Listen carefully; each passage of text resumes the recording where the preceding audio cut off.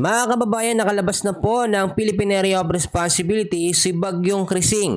Kaninang umaga, nag-intensify ito into severe tropical storm. At kung titignan po ninyo mga kaibigan, mas lumalakas din ngayon ang epekto ng hanging habagat or southwest monsoon dahil kay Bagyong Krising. Kahit nasa labas na ng par, apektado pa rin ang ilang bahagi ng ating bansa ng trap or extension ng kanyang hangin. Well, bago natin ipagpatuloy, please don't forget to like and subscribe. Maraming salamat po. Ang pinakalokasyon at mata nito nga pong si Bagyong Krising mga kaibigan ay meron pong layo ngayon na 235 kilometers west of Itbayat, Batanes. Nasa labas ito ng ating Philippine Area of Responsibility.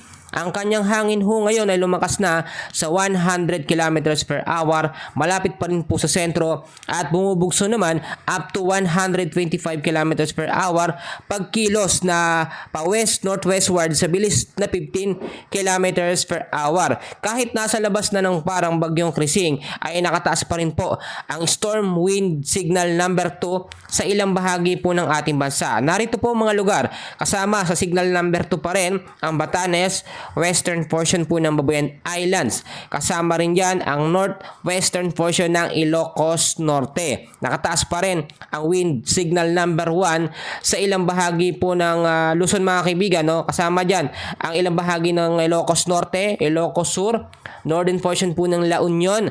Kasama rin dyan ang Abra, Apayao, Kalinga at ilang bahagi po ng Cagayan.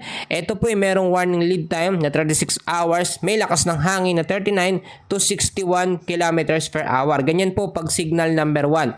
At dahil din po sa patuloy na paglakas lalo nito nga pong hanging habagat or southwest monsoon, meron po tayong nakataas pa rin ngayon no, na heavy rainfall warning no, or dami ng pag-uulan sa ilang bahagi ng ating bansa. So tignan natin dahil sa habagat, ngayong araw po mga kaibigan no, ay meron po tayong inaasahan na 200 mm sa dami ng ulan sa Apayao, Abra, Ilocos Norte at Ilocos Sur.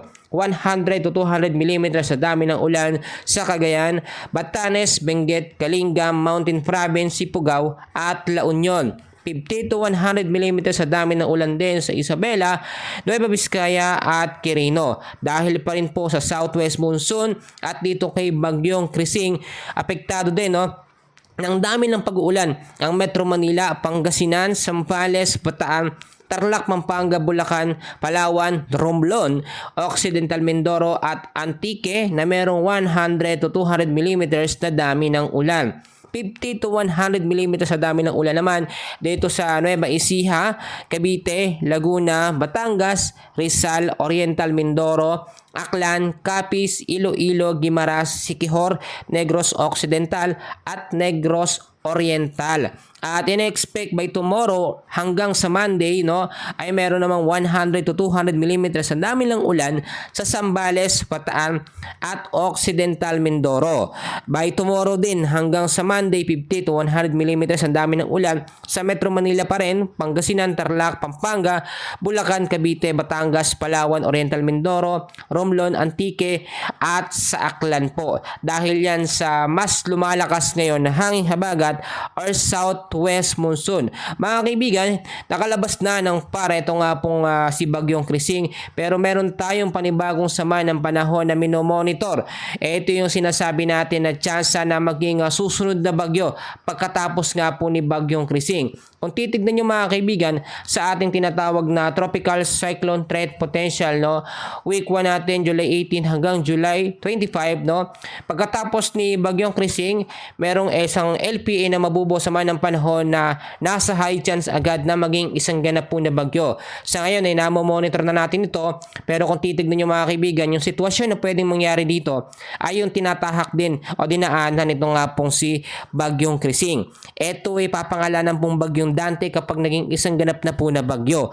At may chance rin na ito nga pong pang-apat na bagyo, itong si Bagyong Dante ay palakasin din ng epekto nito nga pong southwest monsoon or hanging habagat. Same senaryo sa ginawa pong pagpapalakas nito nga pong si Bagyong Krising. Pagdating natin sa week 2, July 26 hanggang July 31, Meron tayong tatlong sama ng panahon na minomonitor. Yung isa dito ay nasa medium chance na maging isang ganap nga po na bagyo. Magkagayon man mga kaibigan, maging handa pa rin tayo sa mga posibilidad na pwedeng mangyari. Ipapakita ko sa inyo mabuti mga kaibigan yung track at intensity forecast nito nga pong si Bagyong Krising, at ngayon po ang international name na niya ang ginagamit na WIP ha. Makikita nyo naman mga kaibigan sa ating pinaka-track system mga kaibigan ay nasa labas na ito ng ating Philippine Area of Responsibility. So nothing to worry na mga ba? Wala na ba tayong dapat intindihin dahil nakalabas na si Bagyong Krising? Well mga kaibigan, maging handa pa rin tayo sa posibleng bantapon ng malawakang pag-uulan dahil ang kalaban naman natin dito ay eto nga po ang tinatawag natin na southwest monsoon or hanging habagat. No? Mas delikado hong epekto niyan dahil sa ilang bahagi ng Antique mga kaibigan, ilang bahagi ng Cagayan ay talagang sobrang tindi ng mga pag-uulan dahil lamang yon sa habagat. Alam nyo, kapag ka pinalakas ng isang bagyo, ang southwest monsoon, no, parang malabagyo din ang nagiging epekto nito at mga pag-uulan na idinudulot. So sa ngayon, yan muna ang pinaka-short update natin sa lagay ng ating panahon. Please don't forget to like and subscribe for more weather updates. Maraming salamat po.